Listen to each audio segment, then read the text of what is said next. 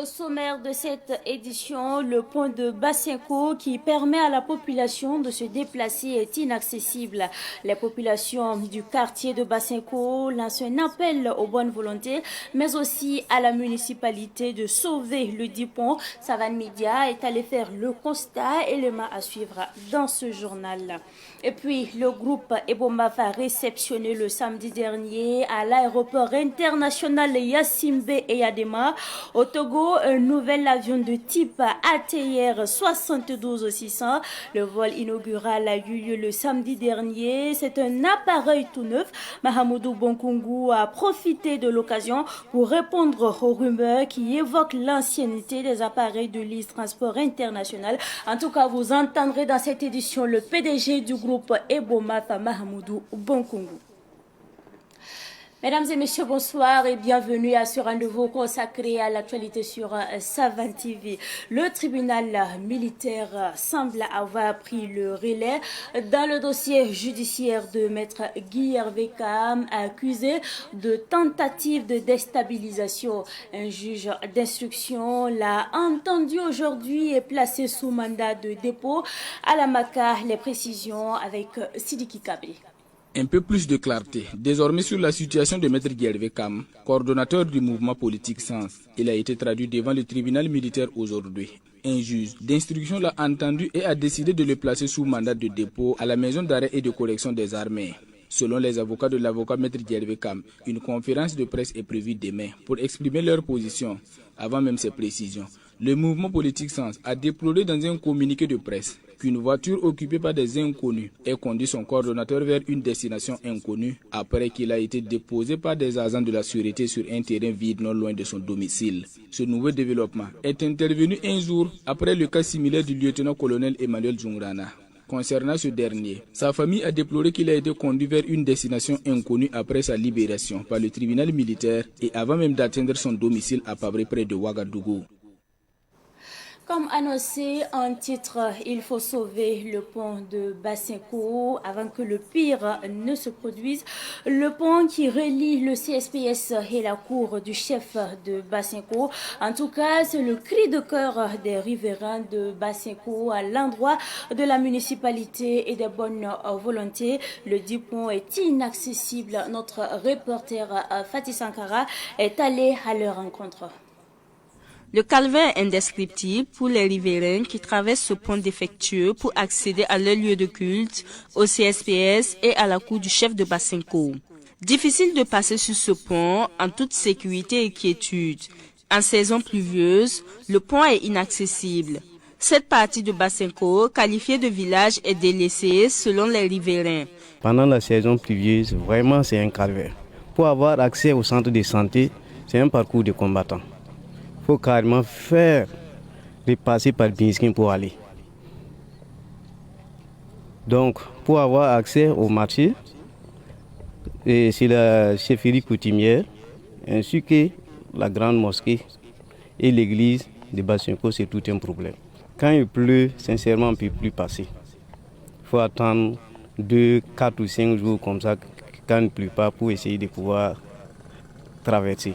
Sinon, c'est tout un problème. Pendant la saison pluvieuse, il y a souvent des pertes en vie humaine. On constate ça souvent, deux pertes en vie humaine ou 3 même par saison comme ça. C'est tellement très décourageant.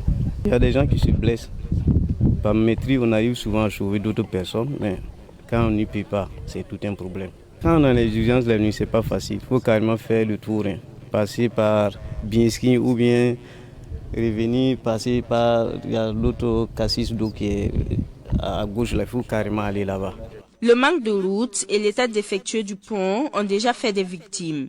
Et il faut éviter le pire cette année, interpelle les riverains de Bassinko qui avaient mutualisé leurs efforts pour réfectionner une partie de la route. Nous lançons un cri de cœur à les autorités de voir notre cas, parce que là-bas on a arrangé de la station Otam Mais maintenant, pour faire les ponts pour relier la chefferie coutumier du village de Nabat de Bassienko, et en même temps l'église, en même temps il y a le marché, en même temps il y a le CSPS qui est à côté, et puis la maternité qui est à côté, et puis même l'école Bassienko A qui est à côté. Tout ça là, on n'arrive pas à relier s'il pleut. Donc l'on a un cri de cœur à les autorités de voir notre cas, sinon vraiment pendant la saison pluvieuse, nous on souffre. Sincèrement, ici nous n'avons pas de moyens. Donc nous lançons un cri de cœur aux autorités et aux personnes de bonne volonté de nous venir en aide pour résoudre ces problèmes. L'exercice est plus périlleux lors des déplacements de nuit selon les habitants de Bassienko et surtout les riverains du pont défectueux. La prudence est donc conseillée. Dans l'actualité de ce soir, nous parlons également santé, l'arrêt immédiat des lâchers des moustiques génétiquement modifiés dans la nature. C'est l'appel des organisations de la société civile engagées dans la veille sur les activités biotechnologiques au Burkina Faso. Ce projet de Target Malaria qui vise à lutter contre le paludisme est qualifié d'expérimentation hasardeuse par la coalition d'OSC. La coalition était face à la presse ce matin. Retour justement sur cette conférence de presse avec notre reporter Daouda Yamibo. Le projet Target Malaria ne convainc toujours pas tout le monde de son bien fondé au Burkina Faso.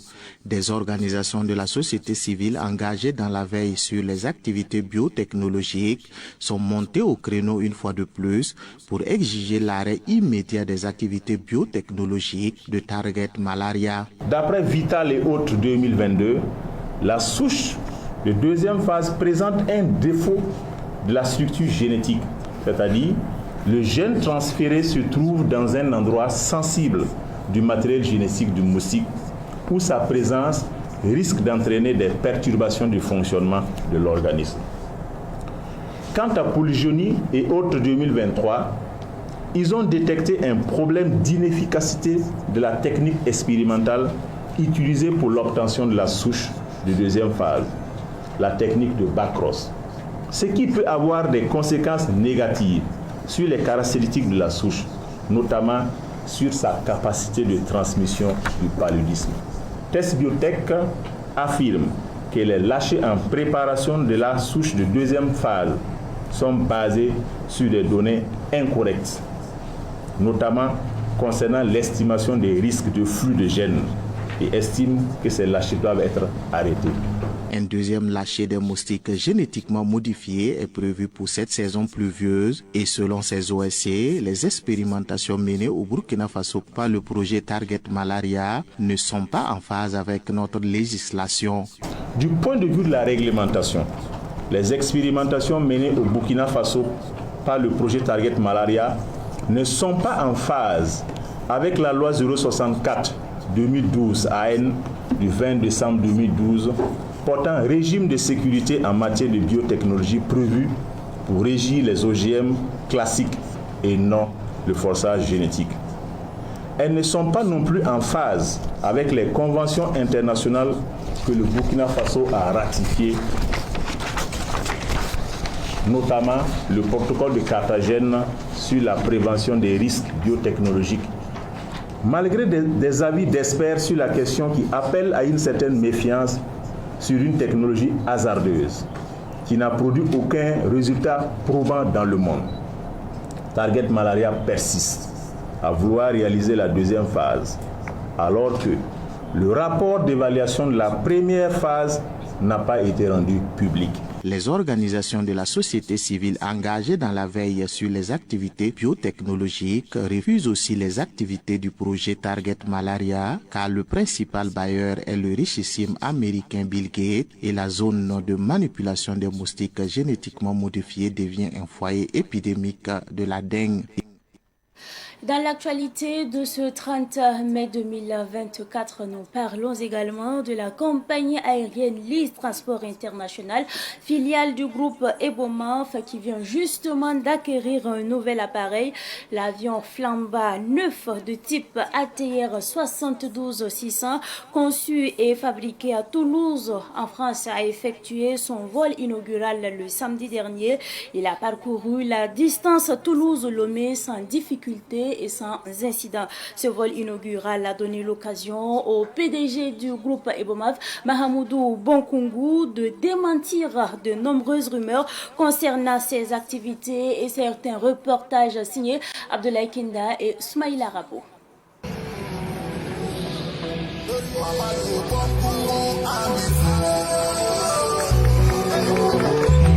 Mamadou Afrique, c'est l'espoir du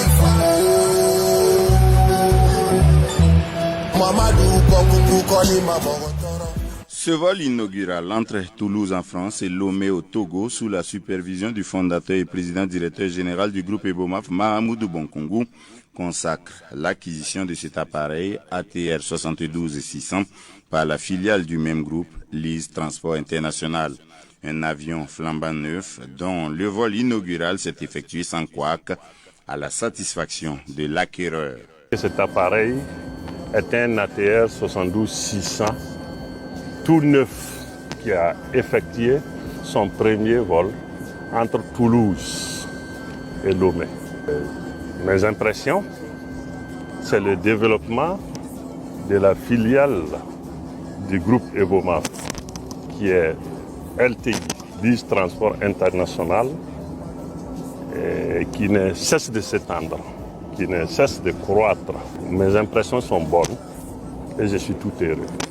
Après plusieurs mois de silence sur les activités du groupe Ebomaf, son PDG Mahamoudou Bonkungu profite de cette occasion pour répondre à des rumeurs évoquant l'ancienneté des appareils de la flotte de Lise Transport International. Alors, vous parlez des réseaux sociaux. Si vous me permettez le terme, nous pouvons comparer les réseaux sociaux à de la poubelle. Dans une poubelle, on peut trouver de bonnes choses comme de mauvaises choses. Alors, le groupe Ebomaf, à travers sa filiale Lise Transport International, a acquis en 2021-22 4 ATR 72-600, dont 2 tout neufs et 2 avec peu d'heures de vol. Je veux dire par là que les 4 ATR sont des avions neufs, acquis par Lise Transport International, qui est une filiale du groupe Ebomaf. Ce que nous voyons dans la poubelle, entre griffes, parlant d'avions d'occasion, d'avions n'engagent que les commentateurs. Si leurs déclarations sont fondées, j'invite ATR à nous départager. ATR est une société sérieuse basée à Toulouse. Et ATR doit confirmer comme moi que ces avions sont neufs et ont toute la sécurité requise pour être des 72-600. D'autres rumeurs dans les mêmes cadres informels ont fait état du retrait de la licence de Lise Transport International au Burkina Faso, ce qui justifierait, toujours selon ces rumeurs, la suspension des vols Ouagabobo et Ouaga-Lomé des avions de Lise Transport International. Il n'en est rien selon le PDG Mahamoudou Bonkungu. Mais le Burkina Faso et son régime actuel n'ont jamais annulé une licence de Lise Aviation. Bien au contraire, le gouvernement actuel du Burkina Faso a battu des pieds et des mains pour que Lise Aviation ne s'arrête pas. Nous sommes des hommes d'affaires. Nous évoluons avec ce qu'on peut considérer comme des recettes. Nous avons fait 6 mois d'essai.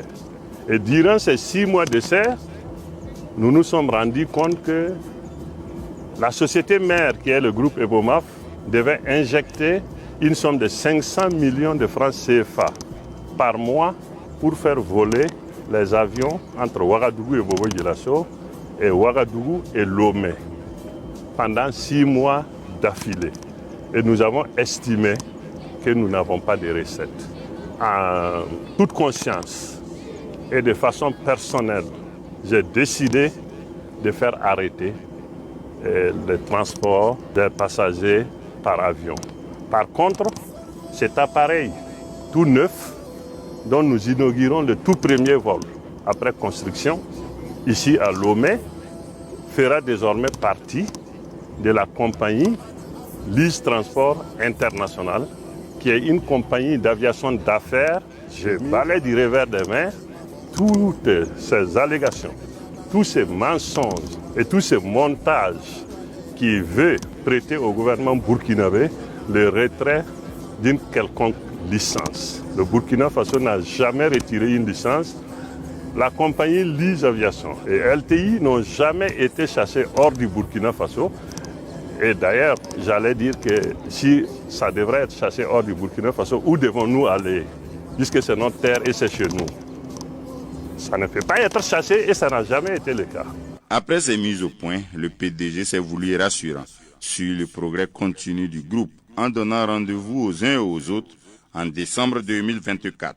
Merci beaucoup. Nous sommes dans l'année 2024. Je vous invite en décembre 2024 de l'accroissement du groupe Ebomaf, dont j'ai l'honneur insigne d'être le fondateur et le dirigeant.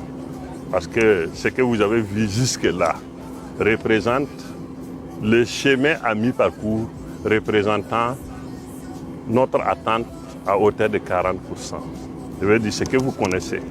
Et ce que vous ne connaissez pas, qui va s'inaugurer, Inch'Allah, en décembre 2024, finira de rassurer les uns et les autres que le groupe Ebomaf est un groupe africain qui prône le panafricanisme et qui s'installera partout en Afrique où le besoin se fera sentir et où nous pouvons apporter notre pierre à la construction.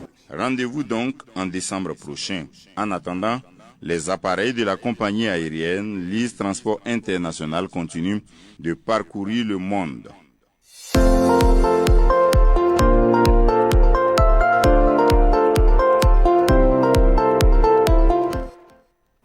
Après ce reportage sur le vol inaugural de l'avion flambant neuf de type ATR 72-600 de la compagnie aérienne Lise Transport International, nous parlons là de la tournée du nouveau président du Sénégal. En effet, après avoir visité 8 pays, échangé sur la coopération bilatérale, surtout économique et l'intégration sous-régionale, le nouveau président sénégalais Bassirou Diomaye Faye pose ses pieds au Burkina Faso. Un voyage à plusieurs enjeux au regard de la crise à la CEDEAO et de la qualité de médiateur du président sénégalais, chargé justement de faire revenir les pays de l'AES dans l'organisation sous-régionale. Et c'est un reportage signé Ketoura Sempoli. Depuis son investiture à la tête du Sénégal le 2 avril dernier, le président Bassirou Diomaye Faye ne cesse de voyager. Le périple commence dès le 18 avril en Mauritanie. Les présidents Bassirou Diomaye Faye et Ould Cheikh El Ghazouani ont réaffirmé leur engagement à renforcer les relations bilatérales entre les deux nations. Il a également été question du début d'exploitation du gisement de gaz naturel que partagent les deux pays, prévu en fin d'année, et de la libération des pirogues sénégalaises contrôlées en Mauritanie. Puis, c'est au tour des autres voisins immédiats, notamment la Gambie, la Guinée-Bissau, la Guinée, de recevoir le nouveau président du Sénégal. La Côte d'Ivoire, le Ghana, le Nigeria et le Cap-Vert ont également reçu la visite du plus jeune président sénégalais. De toutes les sorties de Diomaye Faye, celles de la Côte d'Ivoire le 7 mai dernier et du Nigeria le 17 mai ont retenu l'attention. L'on se rappelle encore que les deux homologues ouest-africains Faye et Ouattara se sont félicités mutuellement pour les efforts déployés en vue du renforcement de la démocratie dans les deux nations. Ils ont aussi échangé sur la coopération économique entre les deux pays, susceptible de se renforcer surtout avec la découverte de part et d'autre de gisements de pétrole et de gaz. Le président du Nigeria, président en exercice de la CEDEAO, Bola Tinubu, quant à lui, a revêtu Diomaye Faye de la qualité de médiateur en vue de ramener les pays de l'AES à la CEDEAO. C'est chargé de cette mission que le président sénégalais Bassirou Diomaye Faye se déplace à Ouagadougou. Une visite pleine d'enjeux pour les deux États francophones, visiblement pas sur la même longueur d'onde. Le Code général des impôts du Burkina Faso a fait l'objet d'un ouvrage. Le livre dédicacé hier met en lumière les différentes modifications et dispositions du Code des impôts. Cette œuvre découle des aspirations de l'ancien ministre de la Jeunesse et de l'Emploi, Salifou Dambélé. Retour justement sur cette dédicace avec Madinatou Ouetraogo. Dans cette œuvre de plus de 500 pages intitulée Code général des impôts du Burkina Faso, l'auteur explique de façon élémentaire le Code des impôts qui a été modifié pour la 4e fois au Burkina Faso. Le livre Code général des impôts du Burkina Faso vise aussi à simplifier et harmoniser les dispositions fiscales, renforçant ainsi la transparence et l'efficacité de la collecte des impôts. Du Code général des impôts qui est une loi qui s'applique en matière de fiscalité au Burkina. Une loi qui a été adoptée par l'Assemblée, par nos députés. Et chaque année, on adopte une loi. Et la dernière, il faut savoir que le code a été adopté en 2018. On a adopté le Code général des impôts en 2018. De 2018 à nos jours, chaque année, il y a une modification qui se fait. Et moi, j'ai essayé, en attendant jusqu'en 2024, pour pouvoir prendre en compte toutes les modifications là, les intégrer dans ce code, peut-être qu'il est complet, et puis commenter les dispositions du code. Profit de ceux qui le comprennent. Parce qu'il y en a, comme on a dit, il y a 819 articles. Je vais rentrer dans les détails, ça va passer. C'est pour ça qu'on a pris un certain nombre de points sur lesquels on a essayé d'expliquer que, par exemple, là, au niveau des retenues, parce qu'on fait les liens à la source, voilà, par exemple au niveau des retenues, et si on ne fait pas gaffe, si on n'oblige pas la personne qui a fait les retenues d'aller payer, eh bien, ça va poser des problèmes à la personne qui a supporté la retenue. L'écrivain aborde les défis fiscaux que traverse le Burkina Faso et propose des solutions pour y remédier. Aujourd'hui, il y a beaucoup de gens qui travaillent sans facture. Sans facture, comment voulez-vous? Donc, il y a un manque à gagner terrible en termes financiers pour l'État. Voilà pourquoi je dis qu'il y a des niches. Ces niches-là, il faut aller chercher l'argent où ça se trouve. La deuxième chose, il faudrait qu'on mette en place un système qui puisse réduire au maximum comment on appelle ça, la circulation du cash. Le cash est le problème de tout. Non seulement, s'il n'y a pas de cash, ça veut dire on passe par des chèques, pas des virements. Et même pour les chèques aujourd'hui, en Europe, il n'y a pas de chèques non barrés. Ce qu'on fait comme chèques aujourd'hui, qui sont des chèques dont tu vas toucher, ça doit être interdit. Tous les chèques doivent être barrés. Mais on fait des chèques ordinaires. Alors, si je fais un chèque de 500 millions, je te donne, tu mets dans ta poche. Aussi, les chèques étaient barrés, tu mets dans ton compte. Oui. Et ça laisse des traces. Donc, il faut mettre en place un système qui va dans ce sens. Le Code général des impôts du Burkina Faso, un ouvrage de plus de 500 pages, est disponible à la librairie Mercury à Ouagadougou. Canal Plus Burkina a lancé officiellement la promotion des décodeurs et d'une nouvelle émission. Le décodeur HD est désormais accessible à la somme de 5 000 francs CFA avec parabole et bien d'autres accessoires. Le lancement a eu lieu ce matin au rond-point de la Padoie. Revivons justement cette cérémonie de lancement avec notre reporter. Il s'agit bien sûr de Samuel Moko. Sur le canal 99. Et c'est maintenant, le décodeur HD est à 5000 francs d'Access. Canal Plus Burkina donne rendez-vous à ses clients dans les boutiques Canal où le décodeur HD est au prix exceptionnel de 5000 francs CFA, plus parabole, plus accessoires de la formule Access. Pour tout réabonnement à la formule habituelle du client, il obtient 30 jours offerts à tout canal. Pour le décodeur, il est au prix exceptionnel de 5 000 francs à partir de la formule Access à 5 500. Donc nous permettons à tous les Burkinabés, à partir de 10 500, de pouvoir s'acquérir le décodeur et l'abonnement pour un mois.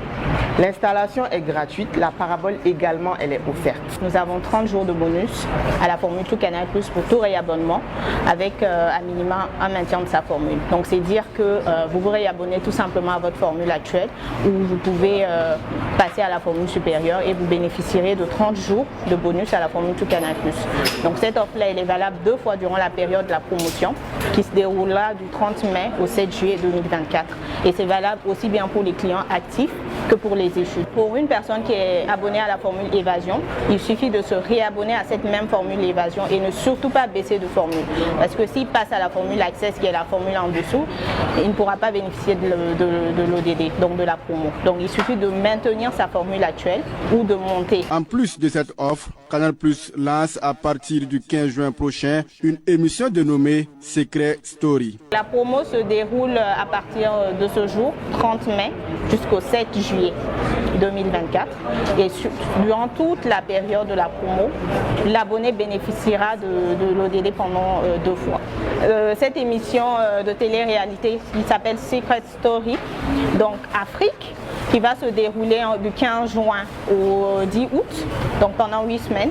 Donc c'est une émission de télé-réalité qui va réunir 15 candidats africains de 14 pays et qui va se dérouler durant la période du 15 juin au 10 août. Canal Plus Burkina va diffuser à partir de juin le concert intégral de son ambassadeur Amzi.